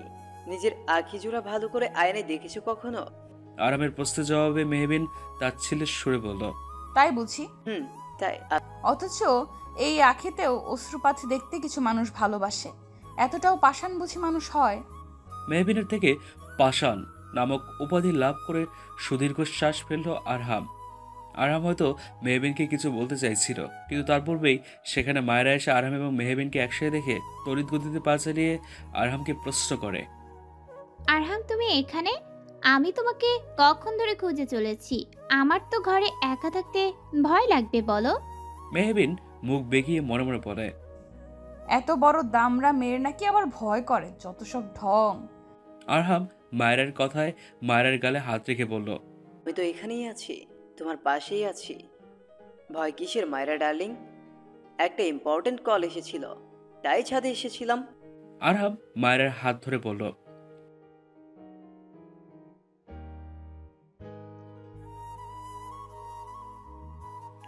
শেষের কথাটি বলে মায়েরা মেহবিনের দিকে তাকালো। মেহবিন শক্ত করে খামচে ধরল নিজের চাদর। আরামের হাত ধরে মায়েরা তাকে ছাদ থেকে নিয়ে গেল। মেহবিন ধপ করে বসে পড়ে। সবকিছু তার কাছে বিষাদময় লাগছে। মেহবিনের এই বিষাদের কারণ স্বয়ং আরহাম নিজেই। সকাল সকাল নিজের ব্যাগ কাঁধে নিয়ে ভার্সিটির উদ্দেশ্যে বেরিয়ে পড়েছে মেহবিন। ভার্সিটি এসে মেহবিনকে দূর থেকে অন্তু এসে তাকে জড়িয়ে ধরল। অতঃপর মেহবিনের হাত ধরে তাকে ক্যান্টিনে নিয়ে এসে বসিয়ে প্রশ্ন করলো, শুনেছি তোদের ডিভোর্স হয়ে গেছে, আবার আরহান ভাই আবার বিয়েও করে ফেলেছে। এত কিছু কিভাবে হলো? মেহবিন ক্ষিপ্ত গলায় উত্তর দিল, শুধু কি তাই, বদলোকটা নিজের বউকে নিয়ে নির্দ্বিধায় সংসার করছে, কিন্তু আমাকে তার বাড়িতে জোর করে আটকে রেখেছে 3 মাসের জন্য। ডিভোর্স তো হয়েই গেছে, তাহলে তোকে তার বাসায় রেখেছে কেন? তুইও বা আরহান ভাইয়ের কথা শুনছিস কেন? মেহবিন কপালে হাত রেখে জবাব দেয়, শুনছি কি সাধে, এই ডিভোর্সের জন্য তো এত কিছু করলাম, কিন্তু যার জন্য ডিভোর্সটা নিয়েছি সেই তো জানে না আমার ডিভোর্সের কথা। অন্তু কিছুটা মন খারাপ করে বলল, কিন্তু অব্র ভাইয়াকে তুই কি করে জানাবি? সে তো তোর বিয়ের বিরহে সমস্ত যোগাযোগ বিচ্ছিন্ন করে ফেলেছে। আধুনিক যুগের দেবদাস সে। কথাটা বলেই শব্দ করে হাসলো অন্তু। মেহবিনের মুখশ্রীতে বিরক্তির রেশ লক্ষণীয়। অর্থাৎ অন্তুর কথা তার তেমন পছন্দ হয়নি। মেহবিন হতাশার সুরেই বলল, অব্র ভাই কি আদৌ আমাকে ভালোবাসে? আমি তো সারা জীবন তাকে একপাক্ষিক ভালোবেসে গেলাম। ভালো না বাসলে কি তোর বিয়ের বিরহে সমস্ত যোগাযোগ বিচ্ছিন্ন করে ফেলতো? ভালো না বাসলে নিশ্চয়ই তোকে নিজের বড় চাচাতো ভাবির যথাযথ সম্মানটুকু দিত, তাই না? অন্তুর কথায় মেহবিন চায়ের চুমুক দিয়ে অন্তুর কথাগুলো কিছুক্ষণ ভাবল। নিজের স্বামীর ওয়ালপেপারে তার প্রাক্তন স্ত্রীর ছবি দেখে খুব একটা অবাক হলো না মায়েরা। আরামের অজান্তেই সেই ছবি যত্নে ডিলিট করে দিল। আরাম গাড়িতে বসে ল্যাপটপে কাজ করছিল। সে মায়েরার কাণ্ড অপকটে দেখে নিল, অথচ একটি বাক্য উচ্চারণ করল না তার বিপরীতে, শুধু মুখ দিয়ে বলল, থ্যাঙ্কস মায়েরা, আমার খেয়াল ছিল না। মায়েরা বিপরীতে সৌজন্যমূলক হাসি দিল। মেহবিন ভার্সিটি থেকে একটা ক্লাস না করে বেরিয়ে গেল। আনমনে রাস্তার ধার দিয়ে হাঁটতে হাঁটতে রাস্তার মাঝখানে চলে এলো। তখনই একটি বিরাট গাড়ি এসে তার সামনে এসে ব্রেক করলো। গাড়ি থেকে সাতাসাত পরিহিত একজন সুদর্শন যুবককে দেখে ছুটে গিয়ে তাকে জড়িয়ে ধরল মেহবিন। যুবকটিও পরম মমতার সাথে মেহবিনকে জড়িয়ে মেহবিনের মাথায় হাত বুলিয়ে প্রশ্ন করলো, কেমন আছেন ভাবি? মেহবিন যুবকের থেকে নিজেকে ছাড়িয়ে মুখ ফুলিয়ে জবাব দেয়, ভাবি না ছাই, তোর ভাইয়ের কর্মকাণ্ডের কথা কি কিছুই জানিস না আরিয়ান? আরিয়ান আঙ্গুল তার থুতনিতে রেখে কিছুটা ভাবার্থ ভঙ্গিমায় দাঁড়িয়ে থেকে চট করে জবাব দিল, উপস, তুই তো এখন আমার এক্স ভাবি। মায়ের থেকে সব কিছু শুনেছি। আমার ভাবি এখন আরিয়ানের বলার মাঝেই মেহবিন ব্যঙ্গার্থ অর্থে বলে, সে আর কেউ নয়, বরং তোর ভাইয়ের মায়ের ডার্লিং। মেহবিনের অঙ্গভঙ্গি দেখে শব্দ করে হেসে ফেলে আরিয়ান। হাসতে হাসতে বলল, আমার এখন বড্ড আফসোস হচ্ছে রে মেহু, ভাইয়ের সেকেন্ড বিয়েটা খেতে পারলাম না। জরুরি কনফারেন্সে সিলেটে যেতে হলো 10 দিনের জন্যে। তার মধ্যে আমার ভাই দুইটা বিয়েও করে ফেললো। অথচ দেখ, আমার মতো হ্যান্ডসাম কিউট ছেলের জন্যে একটা বউ তো দূরে থাক, একটা গার্লফ্রেন্ডও নেই। আফসোস রে, কি করলাম লাইফে। মেহবিন গম্ভীর সুরে জবাব দেয়, ভাইয়ের দ্বিতীয় বিয়েতে ভাইয়ের থেকে তোকে বেশি খুশি দেখাচ্ছে। তা তো হবই, ভাইয়ের সদ্য বিয়ে হয়েছে বলে কথা, তাও আবার সেকেন্ড ম্যারেজ। ইন্টারেস্টিং। কেন তুই খুশি হয়েছিস না? আরিয়ান মেহবিনকে চোখ টিপ দিয়ে প্রশ্ন করে। মেহবিন কিছুক্ষণের জন্য নীরব থেকে আরিয়ানের পেটে কনুই দিয়ে গুঁতো মেরে জবাব দেয়, তোর মতো বদমাইশের এই জন্যই কপালে জিএফ জুটে না। এখন আমার ভালো লাগছে না, আমাকে বাড়ি নিয়ে চল। জো হুকুম মেরে রানী, চলো বাড়ির দিকে যাওয়া যাক। আরিয়ানের কথার বিপরীতে মেহবিন সামান্য হেসে আরিয়ানের গাড়িতে উঠে বসে। আরিয়ান হাসান তালুকদার, আব্রাহামের ছোট ভাই, একজন বিরাট বড় চিকিৎসক। বয়সে মেহবিনের থেকে বড় হলেও ছোটবেলা থেকে দুজনে খুব ভালো বন্ধু, বলতে গেলে দুজনের বেস্ট ফ্রেন্ড। আরিয়ান মেহবিন একসাথেই বাড়িতে ফিরল। আরিয়ানকে দেখে আরামের মা ছুটে তার ছেলেকে এক প্রকার চাপটে ধরে আনন্দের সহিত বলেন, আরিয়ান বাবা, তুই এসেছিস? আসতে কোনো সমস্যা হয়নি তো? ইসরে, আমার ছেলেটা ঠিকমতো খাওয়া দাওয়াও করেনি। এই 10 দিনে কেমন শুকিয়ে গিয়েছিস। কিন্তু আমি আজ কোনো কথা শুনবো না, আমার পাশে বসিয়ে তোকে নিজ হাতে খাইয়ে দিব। কথাটি বলেই শিরিন বেগম সব স্টাফদের হাত ছেড়ে ডাকতে রাখতে বলেন, এই তোমরা কোথায় সবাই? আমার ছেলে এসেছে, খাবারের ব্যবস্থা করো ফাস্ট। আরিয়ান তার মমতাময়ী মায়ের কর্মকাণ্ড দেখে তার হাত ধরে সব হবে মা, তুমি একটু রিল্যাক্স হও। আচ্ছা মা, ভাইয়া কোথায়? সে অফিসে একটা জরুরি মিটিংয়ে বেরিয়েছে, সাথে মায়েরাকেও নিয়ে গিয়েছে। বিয়ের পরে কই একটু ছুটি নেবে, তা তো নিলই না, উল্টা বউটাকেও রেস্ট নিতে দিল না। জামাই বউ চলল অফিসে। মেহবিন শিরিন বেগমের কথা শুনে থতমত করে ফেলে মুখশ্রী, নিজের অজান্তেই বলে ফেলে, অফিসেও কি মায়েরা টায়রাকে না নিয়ে গেলে হয় না? 24 ঘন্টায় বুঝি বউকে দেখতে হয়। লোকটা এত বউ পাগল কেন? অসহ্য। মেহবিনের কথায় আরিয়ান মেহবিনের কাছে এসে সন্দেহান চোখে তাকিয়ে বলল, মেহু, তুই কি কিছু বললি? ভাইয়ের বউ নিয়ে বাড়াবাড়ি কি সহ্য হচ্ছে না তোর? মেহবিন তড়িৎ গতিতে আমতা আমতা করে জবাব দেয়, আমার সহ্য হবে না কেন? আমি তো মজা করে বললাম, আহরাম ভাইকে কয়েকদিন পরে সবাই বউ পাগল বলে ডাকবে। ও আচ্ছা আচ্ছা। কথাটা বলেই আরিয়ান মুখ চেপে হাসলো। মেহবিন যেন হাফ ছেড়ে বাঁচলো। আরিয়ান তার মাকে প্রশ্ন ছুড়ে দিয়ে বলল, মা আগে বলো সব মেডিসিন নিয়েছো? তুমি কিন্তু বড্ড অবহেলা করো। শিরিন বেগম সামান্য হেসে জবাব দেয়, বাবারে, আর আমার তুই থাকতে আমি কি ওষুধ নিয়ে অনিয়ম করতে পারি বল? তোরা তো বুঝতেই চাস না, ওষুধ খেয়েই বা কি হবে? আমার হাতে যে সময় কম, চলতে যেতেই হবে। মায়ের আগত মৃত্যুর কথা শুনে বুক মোচড় দিয়ে ওঠে আরিয়ানের। সঙ্গে সঙ্গে মেহবিন তার ফুপিকে জড়িয়ে ধরে অভিমানের সুরে বলল, এসব কি বলছো ফুপি? কিচ্ছু হবে না তোমার, তুমি ঠিক সুস্থ হয়ে যাবে। শিরিন বেগম শুধু মেহবিনের মাথায় হাত রেখে দীর্ঘশ্বাস ফেলে। ছোটবেলা থেকেই মায়ের আদর মেহবিন তার ফুপুর কাছে পেয়েছে। মা মরা মেয়েকে নিজের সন্তানের মতো আগলে রেখেছেন সবসময় শিরিন বেগম। তাই তো শেষ সময়ে এসে নিজের ছেলের সাথে মেহবিনের সুখের সংসার দেখে যেতে চেয়েছিলেন, কিন্তু আফসোস তার হলো না। আরিয়ান কপাট রাগ দেখিয়ে বলল, মা, তোমাকে কতবার বলেছি আমি এসব কথা একদম বলবে না, ভালো লাগে না আমার। তবু বলো এসব কথা। তোমার ছেলের উপর কি তোমার ভরসা নেই? দূর, খাবোই না কিছু।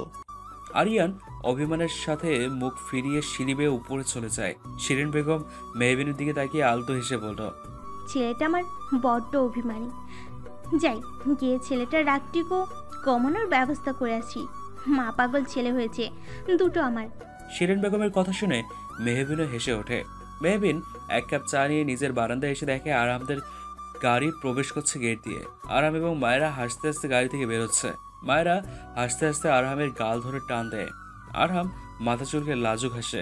তা দেখে আরেক দফা হাসে মায়েরা। মেহবিন দ্রুত তার ঘরে চলে আসে। বিকাল থেকে এমনিতেই তার মাথা ধরে আছে, তার মধ্যে আরহামের কাণ্ড থেকে তার মাথা আরো ধরে আসছে। বিছানার ওপর বসে বিরক্তির সহিত বলতে থাকে, আমাকে এই বাড়িতে রেখেছে নিজেদের রং ঢং দেখানোর জন্য। আমি সব বুঝে গিয়েছি। 1 নম্বরের বদলোক হচ্ছে আরহাম হাসান তালুকদার। বদলোকটাকে হাড়ে হাড়ে চিনি আমি। মেহবিন তার ফুপুর ঘরে চলে গেল। সেখানে মাথা ব্যথার ওষুধ থাকলেও থাকতে পারে। আরহাম অফিস থেকে এসে মেহবিনের কক্ষের সামনে এসে উকি দিয়ে দেখে মেহবিন নেই। আরহাম কি ভেবে যেন তার মায়ের ঘরের সামনে গিয়ে শুনতে পেল তার মা মেহবিনকে বলছে, মেহু, তুই এখানে? কিছু লাগবে? তোমার কাছে কি মাথা ব্যথার ওষুধ আছে ফুপি?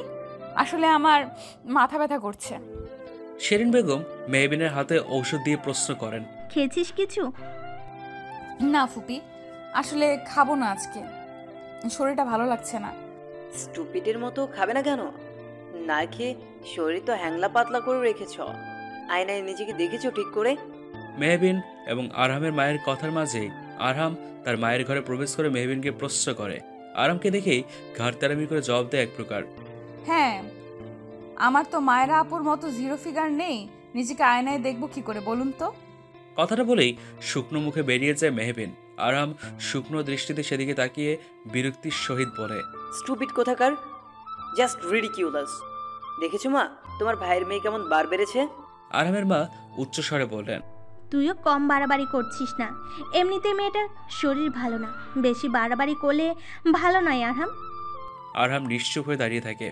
গভীর রাতে মেহবিন অনুভব করে কেউ তাকে হ্যাসকে টান দিয়ে শোয়া থেকে উঠিয়ে ফেলেছে। রাতে নিজের প্রাক্তন স্বামীকে নিজের কক্ষে দেখে চিৎকার করতে গিয়েও থেমে যায়। আরহামকে দেখে কিঞ্চিত সময়ের জন্য থমকে থাকে তার চাহনি, বেড়ে যায় হৃদস্পন্দন। কেমন শ্বাসরুদ্ধকর অবস্থা।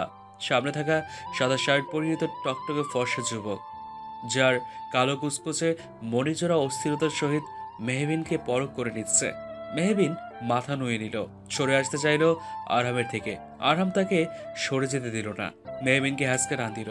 টানের ফলে বেগতিকভাবে মেহবিনের মাথায় এসে আরামের সুটম দেহের মধ্যখানে থাকা বুকে এসে আলতো করে ধাক্কা খায়। চমকে যায় আরহাম। মেহবিনের পিঠে হাত রাখতে গিয়েও নিজের হাত সরিয়ে মেহবিনের বাহু শক্ত করে ধরে মেহবিনকে নিজের বুক থেকে সরিয়ে নিজ বরাবর সামনাসামনি বসায়। মেহবিন আরামকে কিছু বলতে চাইলে আরাম দ্রুত উঠে মেহবিনের রুমের কক্ষের আলো জ্বালিয়ে দেয়। মেহবিন নিজের দিকে ভালো করে তাকিয়ে দ্রুততার সাথে নিজের ওড়না ঠিক করে তা দেখে আরাম বাঁকা হেসে আলতো করে। আরামের হাসি দেখে মেহবিনের শরীরে যেন রাগ জ্বলে যাচ্ছে। সে ক্ষিপ্ত গলায় প্রশ্ন করে, সেদিন তো আমাকে কমন সেন্সের অনেক বড় বড় ডায়লগ দিলেন, তো আপনি কি জানেন না একটা অবিবাহিত মেয়ের ঘরে এইভাবে হুট করে প্রবেশ করা যায় না, তাও রাতের বেলায় যখন সে নিদ্রাচ্ছন্ন অবস্থায় রয়েছে? আরাম মেহবিনের কাছে চলে আসে হুট করে। মেহবিন ঘাবড়ে যায়। আরাম মেহবিনের দিকে তাকিয়ে রুক্ষ গলায় শুধায়, তা তুমি কি জানো রাতে দরজা লক করে ঘুমাতে হয়? এই ম্যানেজটুকুও নেই তোমার? এইভাবে দরজা খুলে ঘুমালে আমি কেন, যে কেউ সুযোগ নিতে চলে আসবে। আরামের শেষের কথায় ঘৃণায় মুখ ঘুরিয়ে নেয় মেহবিন। মেহবিনের কাণ্ডে কিছুটা ক্ষিপ্ততার সাথে আরাম বলে ওঠে, আর কে অবিবাহিত? তুমি? এটাও বোধহয় তুমি জানো না, মিসেস আরহাম হাসান তালুকদার ডিভোর্স কার্যকর হয় 3 মাস পর। আমাদের ডিভোর্সের প্রসেসিং চলছে এখনো, কিন্তু পুরোপুরি ডিভোর্স হয়ে যায়নি। সো তোমার উপর আমার এখনো রাইটস আছে। মিসেস আরহাম হাসান তালুকদার। ডাকটি শুনে মনে এক অজানা শান্তির স্রোত বয়ে গেল মেহবিনের। হ্যাঁ, এটা তো ঠিক, তাদের ডিভোর্স কার্যকর হতে এখনো 3 মাস সময় লাগবে। জটিল প্রসেস। পরক্ষণেই মেহবিন কিভাবে যেন আরহামের দিকে ঘুরে গম্ভীর সুরে বলল, তাই বুঝি 3 মাসের জন্য আমাকে আপনার বাড়িতে রেখেছেন? আরহাম চমৎকারভাবে হেসে জবাব দেয়, আগে জি 3 মাসে ডিভোর্সের প্রসেসিংটা ভালোভাবে হয়ে যাক, তারপর তুমি তোমার অফের কাছে ফিরে যেও। আমি তোমাকে আটকাবো না। আরামের কথা শুনে মেহবিন খুশি হয়ে বলে, সত্যি 3 মাস পর আমি আমার অফের কাছে ফিরে যেতে পারবো? আরামের মুখশ্রীতে গম্ভীরতার রেশ লক্ষ্য করা যায়। সে মাথা নাড়িয়ে দিয়ে হ্যাঁ সূচক জবাব দেয়। মেহবিন পরক্ষণে প্রশ্ন করে ফেলে, কিন্তু এত রাতে আপনি আমার ঘরে কি করছেন, তাও নিজের স্ত্রীকে ফেলে? নিজের অধিকার ফলাতে। আরামের জবাবে চমকে যায় মেহবিন। অভ্রের বাবা ইকবাল সাহেবের একটি বদ অভ্যাস আছে, তা হচ্ছে রাতে চা না খেলে ঘুমালে তার ঠিক করে ঘুম আসে না। নিজের হাতেই রান্নাঘরে দাঁড়িয়ে চা তৈরি করছেন। 1 কাপ চা নিজের স্ত্রীর জন্য করেছেন। স্ত্রীর মুখের উপর কথা বলার সাধ্য নেই তার। আরামের বাবা মারা যাওয়ার পরে অভ্রের মা যখন সিদ্ধান্ত নিলেন তারা আলাদা হয়ে নিজেদের মতো সংসার করবেন, তখন অভ্রের মায়ের বিরুদ্ধে কিছু বলতে পারেনি অভ্রের বাবা। নিজের সদ্য পিতা হারানো 2 ভাইপো এবং ভাবিকে তালুকদার বাড়িতে রেখে আলাদায় বাড়িতে চলে এসেছিলেন তারা। সেই বাড়িও আরামের বাবার নিজের টাকায় করা, যা তিনি তার একমাত্র ছোট ভাইকে দিয়ে গিয়েছিলেন। এমনকি বিজনেসের অর্ধেক পার্টনারশিপ অভ্রকে দিয়ে গিয়েছেন, যার ফলে অভ্র এখন তাদের বিজনেসে অস্ট্রেলিয়ার ব্রাঞ্চ সামলাচ্ছে। আরামের বাবা কখনো কাউকে বঞ্চিত করেননি। নিজের ভাইয়ের করা উপকারের কথা মনে পড়তেই দুফোঁটা চোখের জল গড়িয়ে পড়ল ইকবাল সাহেবের নেত্রপলক থেকে। তার বিপরীতে কখনো তিনি কিছুই করতে পারেননি। কিন্তু যখন নিজের ভাবির শেষ ইচ্ছের কথা জানতে পারলেন তিনি মেহবিনকে নিজের ছেলে বউ হিসেবে চাইছেন, তখন অনিচ্ছা সত্ত্বেও নিজের হবু বৌমাকে আরামের হাতে তুলে দিয়েছিলেন তিনি। অভ্রের মায়ের প্রথম থেকেই মেহবিনকে তেমন পছন্দ ছিল না, তাই তিনিও বিরক্তি দেখাননি। অভ্র নিশ্চুপ থাকলেও নিজের ছেলের আচরণে স্পষ্ট টের পেয়েছেন বাবার এমন কাজে তার ছেলে যথেষ্ট কষ্ট পেয়েছে। তাই তো বাবাকে আগের মতো ফোনও করে না সে। চা হাতে নিয়ে নিজের কক্ষের সামনে গিয়ে শুনতে পেলেন নিজের স্ত্রীর ফোন আলাপ। তিনি ছেলেকে বলছেন, আর কত রাগ করে থাকবি বাপ, তুই আমাদের একমাত্র সন্তান, এইবার তো দেশে ফিরে আয়। কতদিন এইভাবে দূরে থাকবি? কতদিন মন ভরে দেখি না তোকে। আর একটা খবর জানিস বাপ, ওই মেয়ের তো ডিভোর্স হয়ে গেছে। মেহবিনের ডিভোর্সের খবরে অভ্রের খুশি ফোনের ওপাশ থেকে খুব ভালো করে উপলব্ধি করতে পারলেন অভ্রের মা। অভ্র তার মায়ের বিপরীতে এমন কিছু বলল তা শুনে অভ্রের মা চটজলদি ফোনটা রেখে তার স্বামীর হাত ধরে উৎফুল্লিত হয়ে বললেন, ওগো শুনছ, আমাদের অভ্র দেশে ফিরছে। নিজের অধিকার ফলাতে মানে? মেহবিনকে চমকে দিয়ে নিজের পেছনে থাকা হাত জোড়া সামনে নিয়ে এলো আরহাম। মেহবিন আরামের হাতে দুধের গ্লাস দেখে তার নেত্রচোরা বড় বড় করে বলল, দুধের গ্লাস দিয়ে কি হবে? তুমি এখন সম্পূর্ণ দুধের গ্লাস শেষ করবে as soon as possible. Are you crazy? আমি দুধ? ছি, কখনো না। দুধ দেখলেই আমার বমি পায়। কথাটি বলে মেহবিন বমি করার মতো মুখটা বিকৃত করলো। মেহবিনকে দেখে আরহাম বিরক্তির সহিত বলল, তুমি কি ছোট বাচ্চা? শরীর খারাপ লাগছে দুধ খেয়ে নাও, ভালো লাগবে। নিজের শরীরের দিকে তাকিয়েছো? প্রতিদিন 1 গ্লাস করে দুধ খাবে এখন থেকে। It's my order. না না, আমি দুধ খাবো না। আচ্ছা, আমার শরীর খারাপ করলেও আপনার কি? আপনি আমাকে জোর করতে পারেন না। 100 বার পারি। ওই যে বললাম, এখন আমাদের সম্পূর্ণ ডিভোর্স হয়ে যায়নি, সেই অধিকার থেকেই বলছি। আমি চাইলেই কোনো স্টাফকে দিয়ে তোমার ঘরে দুধ চা পাঠিয়ে দিতে পারতাম, কিন্তু তুমি যা ঘাড়তেরা স্টুপিড মেয়ে, আমি ছাড়া এই কাজ কেউ পারবে না। এক্ষুনি বেরিয়ে যান, আমি কিছুতেই খাবো না। আপনার বউকে গিয়ে খাওয়ান, আমি খাবো না মানে খাবো না। মেহবিন দরজার দিকে ডিজের আঙ্গুল তাক করে আরামকে উদ্দেশ্য করে বলল। আরামের জেদ এবার চরম খারাপ অবস্থায় পৌঁছে যায়। সে মেহবিনকে টেনে মেহবিনের মুখ চেপে দুধের গ্লাসটুকু মুখে দিয়ে কিছুটা দুধ খাইয়ে দেয়। মেহবিন কাশতে থাকে। আরাম মেহবিনের থেকে সরে গিয়ে গম্ভীর স্বরে বলে, চুপচাপ খেয়ে নাও, আমাকে রাগিও না, না হলে সবটুকু আমি এইভাবেই খাইয়ে দিব। মেহবিন অসহায়ভাবে কিছুক্ষণ চেয়ে থাকে। আরামের দিকে তাকিয়ে বলে, আরে মায়েরা আপু তুমি? মেহবিনের কথা শুনে আরাম পিছনের দিকে তাকাতেই মেহবিন ভো দৌড় দেয়। আসলে মায়েরা সেখানে ছিলই না। আরাম দুধের গ্লাস হাতে নিয়ে মেহবিনের পিছনে দৌড়াতে দৌড়াতে রাগে চেঁচিয়ে বলে, আজকে সবটুকু দুধ তোমাকে খাইয়ে ছাড়বো স্টুপিড মেয়ে কথাকার। মেহবিন দৌড়াতে দৌড়াতেই জবাব দেয়, ধরতে পারলে তো আগে আমাকে ধরে দেখান দেখি। অপরদিকে মজনু বাগানের কেয়ারটেকার নিরিবিলি একা বাগানে বসে আছে। মজনুকে একা এত রাতে বাগানে দেখে রাহেলা এগিয়ে আসে মজনুর কাছে, যিনি আরামের মায়ের পার্সোনাল কাজের লোক। কাজের লোক হলো পরম আদরের শিরিন বেগমের। মজনুর পাশে বসে রাহেলা খেয়াল করে কোনো এক কারণে মজনুর মন খারাপ। রাহেলা প্রশ্ন করে, আপনার কি হয়েছে মজনু ভাই? আর কয়ো না বুয়া, বহুত কষ্টে আছি। 5 নাম্বার প্রেমেরটাও টিকলো না, সেমডির বিয়ে হয়ে গেছে। মজনুর কথা শুনে মনে মনে খুশি হয় রাহেলা। অনেক আগে থেকেই মজনুকে পছন্দ করে সে। পরক্ষণেই মেজাজ দেখিয়ে বলে, আপনাকে আগেও বলছি আমারে বুয়া কইবেন না। আমি কি আপনার বাড়ির বুয়া? আমার এত সুন্দর নাম, আমারে রাহেলা বানু কইয়া ডাকবেন। মজনু মুখ ঘুরিয়ে জবাব দেয়, মাথা গরম করাবা না বুয়া, মেজাজ বহুত খারাপ, অনেক দুঃখে আছি। বিষ খেয়া ওই সেমডি আর সেমডির জামাইয়ের নামে সুইসাইড নোট লিখে যাবো, বুঝলা? আমি 20 আইনা দি মজনু ভাই টাকা দেন, আমার কাছে এখন টাকা নাই। রাহেলার উত্তরে মাথায় হাত দিয়ে বসে থাকে মজনু। রাহেলা শব্দ করে হেসে ফেলে। তাদের কথার মাঝে কোত্থেকে মেহবিন এসে পড়ে। পেছন পেছন আরামও দৌড়াতে থাকে। মেহবিন থেমে যায়। আরামও থেমে গিয়ে মেহবিনের হাত ধরে ফেলে আর বলে, এখন কোথায় পালাবে তুমি? চট জলদি সব দুধ শেষ করো। মজনু এবং রাহেলা ফেলফেলে দৃষ্টি তাকিয়ে থাকে আরহাম এবং মেহবিনের দিকে। মেহবিন দুধের গ্লাস হাতে নিয়ে খেতে গিয়েও পরক্ষণে তার ছুঁড়ে ফেলে আবারও দৌড় দেয়। সেই দুধ গিয়ে সম্পূর্ণ মজনুর গায়ে গিয়ে পড়ে। মজনুর সারা শরীরে দুধের মাখামাখি। আরহাম চিৎকার করে বলে, উফ, জাস্ট এ রিডিকিউলাস স্টুপিড মেয়ে। ঘটনাটি বুঝতে মজনুর কিছুক্ষণ সময় লাগে। আসলে কি দেখে কি হলো সে নিজেও তো বুঝতে পারছে না। রাহেলা উঠে দাঁড়ায়। মজনু তার শরীরের দিকে তাকিয়ে অসহায়ভাবে কান্নার সুরে বলে ওঠে, বাবারে, আমার সাথে কেন এমন হয়? দূর থেকে স্বামীর সাথে তার প্রাক্তনের অতি ঘনিষ্ঠতা থেকে মায়েরা এগিয়ে গেল। মায়েরাকে দেখে মেহবিন কিছুটা পিছিয়ে উঠে গেল। আরহাম ঘরে চলো প্লিজ, আমার কিচ্ছু ভালো লাগছে না। কথাটি বলেই আরামের হাত ধরে কোনো কিছু না বলে আরামকে দ্রুত বাগান থেকে নিয়ে গেল। আরাম হয়তো কিছু বলতে চাইছিল কিন্তু বলতে পারল না। মেহবিন দুধের গ্লাস হাতে ঠায় দাঁড়িয়ে রইল, যেন দৃশ্যটি তার কাছে যথেষ্ট মন্দ ঠেকেছে। মজনুকে ভিজে থাকতে দেখে রাহেলা তাকে নিয়ে বাড়ির ভিতরে চলে গেল।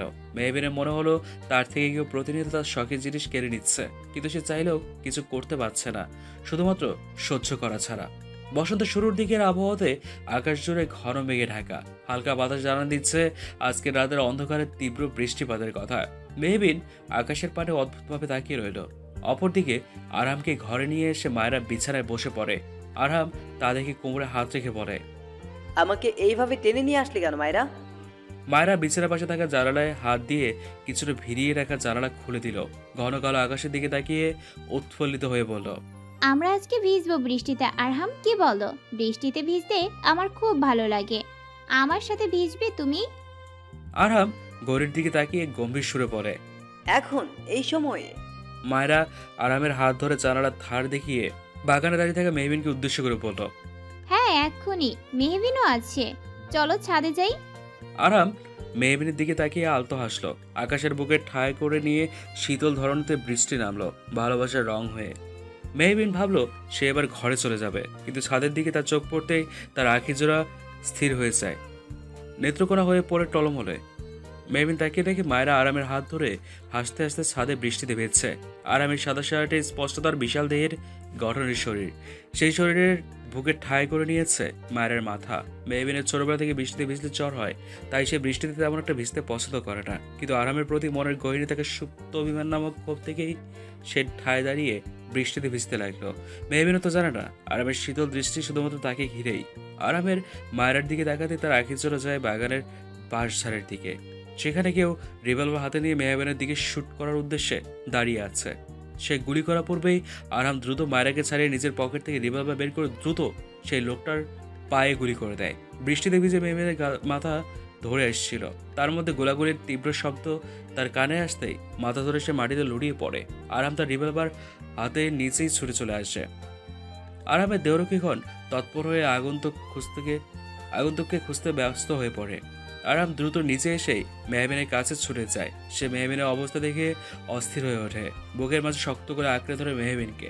মায়েরা দৌড়ে আরামের কাঁধে হাত রেখে বলল, জাস্ট কুল ডাউন, ভয় পেয়ে অজ্ঞান হয়ে গেছে, তেমন কিছু হয়নি।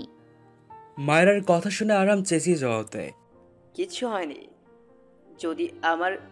যদি আমার প্রিয় সিরাজ গদি লেগে যেত কি হতো তুমি বলতে পারো? যাও এখনই খোঁজ নাও, কোন রাস্কেলের এত বড় সাহস হয়েছে আমার প্রিয়সীর দিকে নজর দেওয়ার। মায়েরা মাথা নাড়িয়ে হ্যাসুজো জবাব দিয়ে কাউকে ফোন করতে করতে বেরিয়ে যায়। আরহাম মেহবিনকে কোলে তুলে বাড়ির ভিতরে প্রবেশ করে। আরিয়ান তার ভাইকে এবং মেহবিনকে এমন অবস্থা দেখে দ্রুত ছুটে এসে প্রশ্ন করে, ভাই, মেহুর কি হয়েছে? আরিয়ান, ফার্স্ট আমার ঘরে আয়, মেহরিন গান হারিয়েছে। কথাটা বলে দৌড়ে নিজের ঘরের উদ্দেশ্যে রওনা দেয় আরহাম। আরাম যত কিছুই করুক, আমার কেন জানি মনে হচ্ছিল মেহবিনের সাথে আরাম ভাইয়ের ডিভোর্সটি হয়নি, সব কিছুই ফেক। আজ আমি টোটালি শিওর হয়ে গিয়েছি।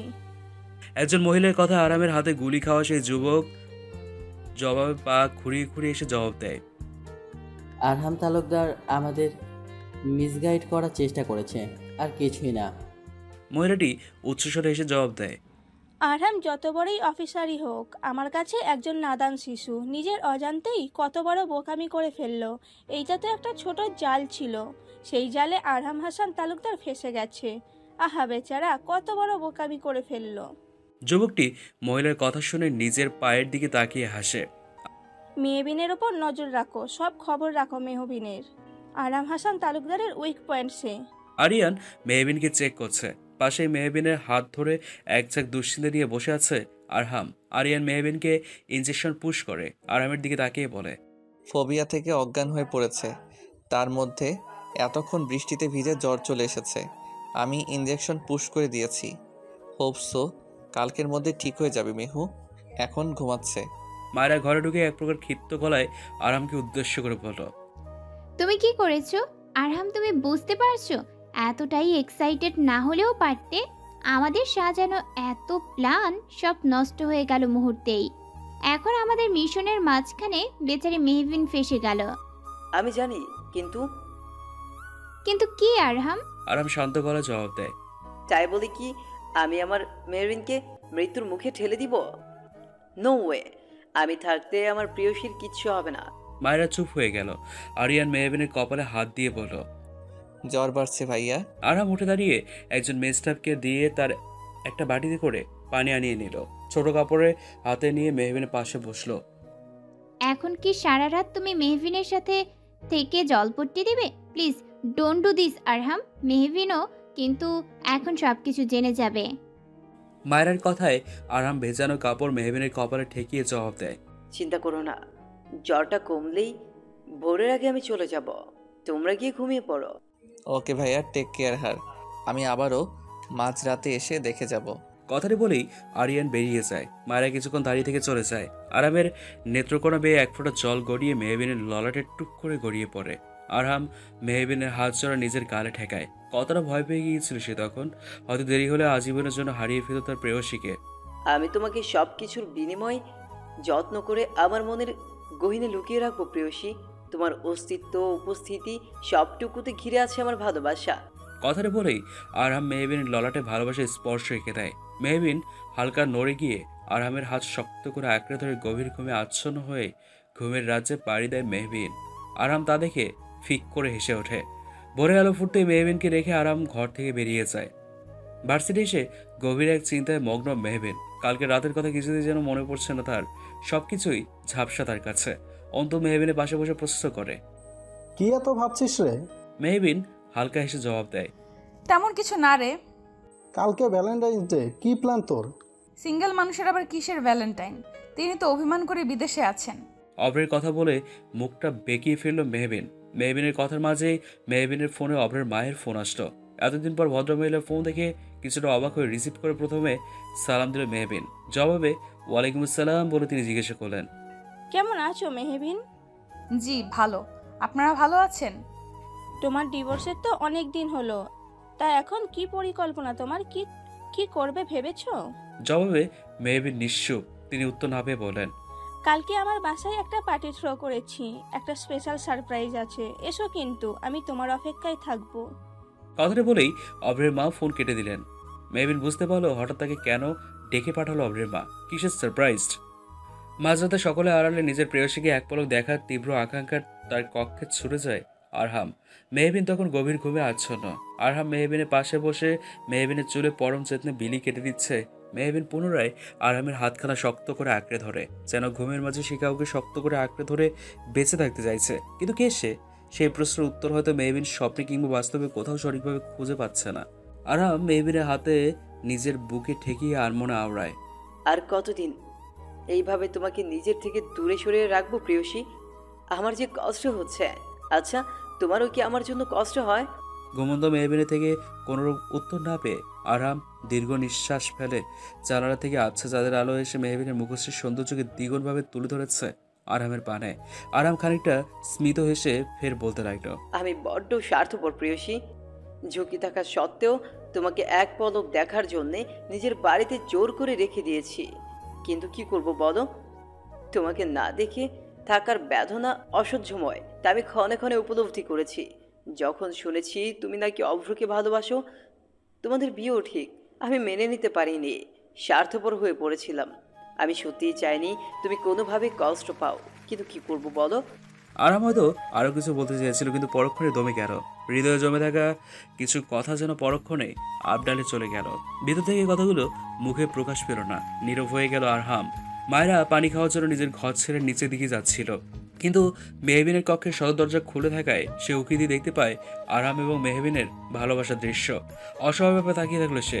আঁখি জোরে কেমন ভেজা লাগছে তার। সে দ্রুত নিজেকে নিয়ন্ত্রণ করে নিচের দিকে চলে গেল। আরিয়ান ড্রয়িং রুমে বসে কফি খেয়ে ল্যাপটপ নিয়ে বসেছিল। মায়েরাকে হন্তদন্ত হয়ে বেরিয়ে আসতে দেখে উপরের দিকে তাকিয়ে প্রশ্ন করে, উপর থেকে ছুটতে ছুটতে আসছো কেন? Is everything okay?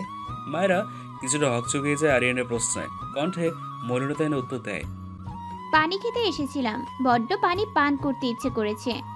আরিয়ান তীক্ষ্ণভাবে মায়েরার দিকে তাকালো। মায়েরা নিজের নজর নিচের দিকে রেখে রান্নাঘরে চলে যেতে নিলে আরিয়ানের একটি কথা শুনে থেমে যায়।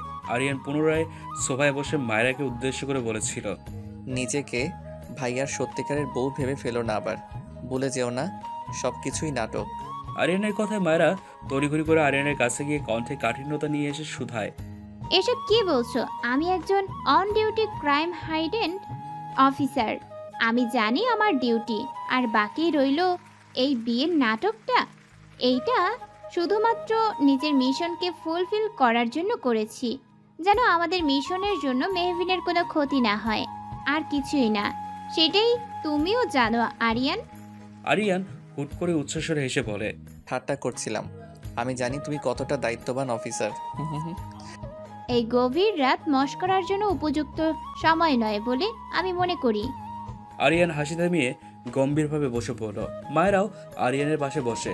আরিয়ানের পাশে বসে থাকা আরেক কাপ কফি হাতে নিয়ে তাদের চুমুক দিয়ে বলল, এক্সট্রা কাপে কার জন্য কফি রেখে দিয়েছিলে?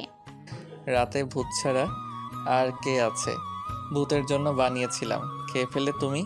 কিছুটা বিরক্তি নিয়েই বলল আরিয়ান, কফি খেয়েছি বলে রেগে গেলে?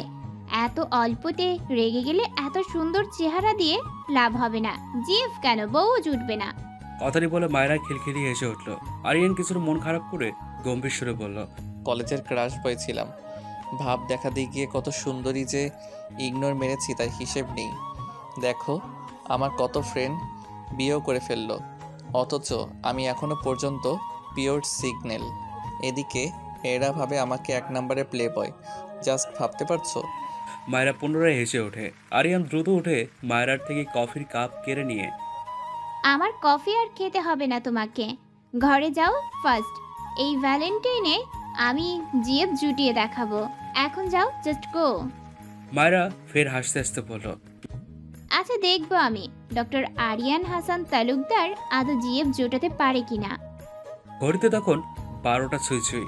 হাতের পেছনে দেখা সাদা, হলুদ এবং লাল টকটকে গোলাপ ফুলের অপূর্ব বুকেটা নিয়ে আরহাম মেহবিনের বিছানা পাশে রেখে মেহবিনের ললাটে নিজের অধরচূড়া স্পর্শ করে আনমনে বলে ওঠে, happy Valentine day my lady. Mehbin bag হাতে নিয়ে ভার্সিটির উদ্দেশ্যে বেরিয়ে যাচ্ছিল। তাদের ভার্সিটিতে ক্লাস শেষে বসন্তের উৎসব আছে। সবাই শাড়ি পরবে আজ, কিন্তু সে পরবে না। সব বসন্ত যেন অনেক আগেই তার জীবন থেকে বিদায় নিয়েছে। হঠাৎ মেহবিনের আঁখি চলে যায় তার বিছানার কিনারে থাকা ফুলের সুন্দর বুকের দিকে। এই বুকেটা কোত্থেকে আসলো? মেহবিন নানা প্রশ্ন মস্তিষ্কে রেখে আর মনে বুকেটে নিজের বুকে ঠেকিয়ে তীব্র শান্তি অনুভব করলো। অধরে লক্ষণীয় মুচকি মুচকি হাসির ঝলক মেহবিন দেখতে পেল। বুকেটের মাঝখানে ছোট্ট একটা চিরকুট। সেই চিরকুটে গুটি গুটি অক্ষরে লেখা, আরও একটি বসন্ত চলে এলো। এই বসন্ত আলাদা, অন্যরকম স্নিগ্ধ। সেই স্নিগ্ধতার কারণ কি? তবে তুমি প্রেয়সী। আমার বসন্তের প্রেম তোমাকে নিবেদন করলাম সামান্য গোলাপ দিয়ে। তুমি সাদরে গ্রহণ করলে কৃতার্থ হয়ে যাব। দয়া করে আমার আবেদন মঞ্জুর করে নাও। আমার জীবনের বসন্ত হয়ে আমার মনের গহীনে আজীবন থেকে যাবে। Happy Valentine's day. এটি তোমার এক গোপন প্রেমিক। আর কিছুই ছিল না চিরকুটে। মেহবিন ভরকে গেল চিরকুটটি পড়ে। কার এমন সাহস হলো? হ্যাঁ, আরামের কড়া দেহরক্ষীদের পেরিয়ে মেহবিনের ঘরে এসে এমন প্রেম নিবেদন করতে? মেহবিনের নানা কল্পনার মাঝে নিচে থেকে শুনতে পেল মায়েরার হাঁক। মায়েরা হাঁক ছেড়ে আরামকে ডেকে বলছে, আরহাম বেবি কোথায় তুমি? আজকের দিনেও কি তুমি লেট করবে? কত দেরি হয়ে যাচ্ছে। মায়েরার পরনে বসন্তের হলুদ শাড়ি। আরাম তড়িঘড়ি করে ঘড়ি পড়তে পড়তে সিঁড়ি বেয়ে নেমে এসে মায়েরার কাছে দাঁড়িয়ে কানে হাত দিয়ে বলল, সরি মায়েরা ডার্লিং, একটু লেট হয়ে গেছে। চলো চলো। আরাম ও মায়েরার সাথে মিলিয়ে বসন্তের হলুদ পাঞ্জাবি পরে যাচ্ছে। আরামের মা শিরিন বেগম দুজনকে দেখে নিজের চোখের কাজল দিয়ে নজর কাটিয়ে বলেন, কত সুন্দর লাগছে আমার বাচ্চাদের, কারণ নজর না লাগুক। তা এখন তোরা কোথায় যাচ্ছিস? মায়েরা খুশি হয়ে উত্তর দেয়, প্রথমে বসন্ত উৎসবে, তারপর আরো অনেক জায়গায় আছে। আজকে সারা দিন আমরা ঘুরবো। বিয়ের পরে আমাদের প্রথম ভ্যালেন্টাইন্স ডে বলে কথা।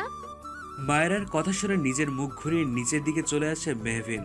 আরিয়ান মেহবিনের পাশে দাঁড়িয়ে বলে, তুই আমার সাথে আয়, আমি তোকে ভার্সিটিতে ড্রপ করে হসপিটালে চলে যাব। মেহবিন কিছু বলার আগেই আরহাম আরিয়ানকে উদ্দেশ্য করে বলে, হ্যাঁ তা ভালো হবে। তুই বরং স্টুপিড মেয়েটাকে দিয়ে আয়। যা দিনকাল পড়েছে। আজকের দিনে ভার্সিটির কথা বলে কোথায় যাবে কে জানে। পড়াশোনা তো এমনিতেই চাঙ্গি তুলেছে সে। আরামের কথা শুনে মেহবিন কিছুটা অভিমানের সুরে আরিয়ানের দিকে তাকিয়ে বলে, আরিয়ান কাউকে বলে দে, যা করতে যাচ্ছে তাই যেন করে। আমাকে নিয়ে কাউকে ভাবতে হবে না। আমি যা ইচ্ছে আমি তাই করব। কথাটি বলে উপরে চলে যায়। আরাম স্পষ্ট দেখেছে মেহবিনের আঁখি চোরায় থাকা ছলো ছলো অশ্রু। আরাম কিছুক্ষণ চেয়ে থেকে মায়েরার হাত ধরে বেরিয়ে গেল। মায়েরা এবং আরহাম গাড়ি নিয়ে বেরিয়ে গেল। মায়েরা গাড়িতে উঠেই বলল, আরহাম আমাদের এক্ষুনি অফিসে যেতে হবে। আজকে মনে হয় কিছু একটা হতে চলেছে। আমারও তাই মনে হচ্ছে। আরহামের কথায় গম্ভীর হয়ে পড়ে মায়েরা।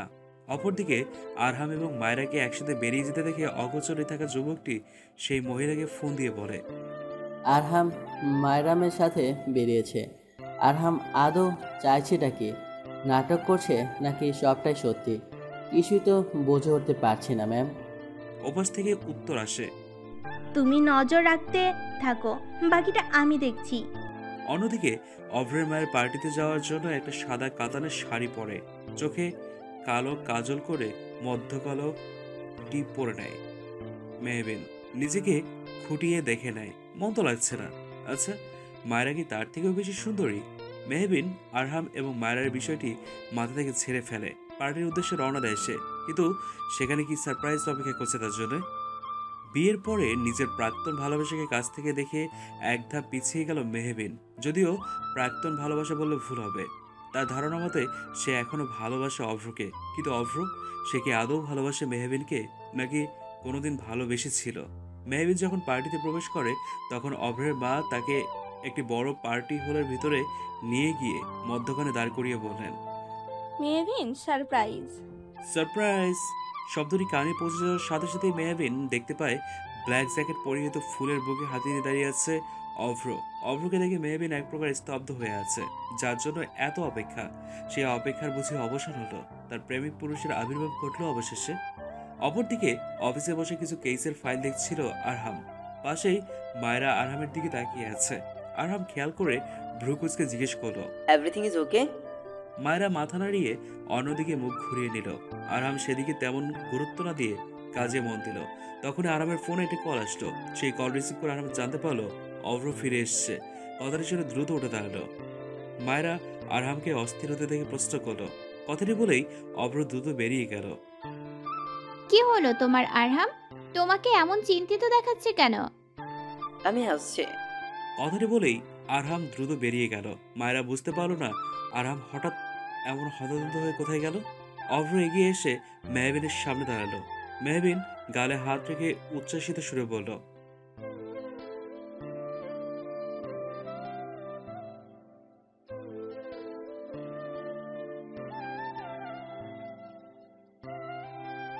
মেহবিন, দেখো আমি ফিরে এসেছি। তুমি একা নও মেহবিন। অভ্রের কথা শুনে তৎক্ষণাৎ নিজেকে সরিয়ে ফেলল। মেহবিনকে সরিয়ে যেতে দেখে মুখশ্রী গম্ভীর করে ফেলল অভ্র। মেহবিন মাথা নড়িয়ে দাঁড়িয়ে আছে। অভ্রের দিকে তাকানোর সাহস হচ্ছে না তার। অদৃশ্য এক জড়তা কাজ করছে। অভ্র ফিরে এসছে, যতটা খুশি হওয়ার কথা ততটা খুশি হতে পারছে না মেহবিন। অভ্র আর একটু এগিয়ে যেতে দেখে মেহবিন পিছিয়ে যেতে নিলেই অভ্রের মা এসে মেহবিনের কাঁধে হাত রেখে বলেন, মেহবিন, আমার ছেলে ফিরে এসেছে। এত দূরে থেকে শুধুমাত্র তোমার জন্য আজকের দিনে অন্তত আমার ছেলেকে ফিরিয়ে দিও না। অভ্রের বাবা তোমাকে আরহামের মায়ের হাতে তুলে দিয়ে যেই ভুলটি করেছিল, সময় এসেছে সেই ভুল শোধরানোর। অভ্রের মায়ের কথার মাঝেই অভ্র মেহবিনের সামনে দাঁড়িয়ে বলল, মেহু, তুমি তো আমাকে সেই ছোটবেলা থেকে ভালোবাসো। আরহামও এখন অন্য কাউকে বিয়ে করে ফেলেছে, তাহলে আমরা কেন পারবো না? মেহবিন হয়তো কিছু বলতে চেয়েছিল, কিন্তু অভ্র তাকে কোনো কিছু বলার সুযোগ না দিয়ে একটি ডায়মন্ডের রিংসের বক্স বের করে। তা থেকে 14টা ডায়মন্ডের রিং বের করে মেহবিনের সামনে ধরে হাঁটু গেড়ে পড়ে। I love you Mehbin, I really love you. প্রথমে আমি আমার ভালোবাসা বুঝতে পারিনি, কিন্তু যখন আরহাম তোমাকে বিয়ে করে ফেললো, আমি তখন ক্ষণে ক্ষণে উপলব্ধি করেছি আমি ঠিক কতটা তোমাকে ভালোবাসি। কিন্তু বিশ্বাস করো, যখন শুনেছি তোমাদের ডিভোর্স হয়ে গেছে, আমি নিজেকে কন্ট্রোল করতে পারিনি। ছুটে চলে এসেছি দেশে, শুধুমাত্র তোমাকে নিজের করার জন্যে। মেহবিন কিছুটা দ্বিধা জড়িত গলায় শুধায়, কিন্তু অভ্র? কোনো কিন্তু নয় মেহবিন, আজকের দিনে অন্তত তুমি আমাকে ফিরিয়ে দিও না। Mehbin, will you be my valentine? মেহবিনের ভালোবাসার মানুষ তাকে নিজে থেকে আপন করে নিতে চাইছে, কিন্তু মেহবিনের মন কিছুতেই সায় দিচ্ছে না। তার মন মস্তিষ্ক জুড়ে যেন আরহামের বিচরণ। মেহবিনের থেকে কোনো উত্তর না পেয়ে অভ্র বিনা অনুমতিতে মেহবিনের হাত ধরে আংটি পরিয়ে দিতে নিলে হুট করে মাঝখানে আরহাম এসে মেহবিনকে নিজের পিছনে সরিয়ে রেখে অভ্রের সামনাসামনি দাঁড়িয়ে বাঁকা হাসি দিয়ে দাঁড়িয়ে থাকে। আরহামকে বোধহয় এই সময় আশা করেনি অভ্র। অভ্র বিরক্তির সহিত প্রশ্ন করে, আরহাম, তুই এখানে কি করছিস? আরহাম কিছুটা অবাক হওয়ার ভঙ্গিমায় উত্তর দেয়, ও মাই গড, আমার বউকে তুই আমার পারমিশন ছাড়া বিয়ের প্রপোজাল দিচ্ছিস? সেটা আমি কি করে মেনে নিব বলতো? যাকে প্রপোজ করবি ভালো কথা, আমার থেকে পারমিশন নিবি তো, তাই না? তোর বউ মানে? অভ্রের বোকা প্রশ্নে আরহাম কিছুটা উচ্চস্বরে হেসে মেহবিনের দিকে কড়া চোখে তাকিয়ে জবাব দেয়, কেন, যাকে তুই প্রপোজ করছিলি সে তোকে বলেনি? আমাদের ডিভোর্সের এখনো 3 মাস বাকি, প্রসেসিং চলছে। তাছাড়া সে এখনো আমার বাড়িতে থাকতে বাধ্য, তাই তোর এখনো বিয়েটা করা হচ্ছে না? অভ্রের মা এগিয়ে এসে তেরে প্রশ্ন করলেন, তুমি তো অন্য কাউকে বিয়ে করেই ফেলেছো, তো এখন তো অভ্র এবং মেহবিনের বিয়েতে কোনোরূপ বাধা দিতে পারো না তুমি। ডিভোর্সের প্রসেসিং চলছে। ফাইন, বিয়েটা 3 মাস পরেই হবে। কাকিমণি, তাহলে বিয়ের প্রসঙ্গটা না হয় 3 মাস পরেই দেখা যাবে, ওকে? কথাটি বলেই আরহাম মেহবিনের হাত ধরে বাইরে নিয়ে যেতে চাইলে পেছন থেকে অভ্র চেঁচিয়ে মেহবিনকে উদ্দেশ্য করে বলে, মেহু, তুমি কোনো চিন্তা করো না, 3 মাসের ব্যাপার তো।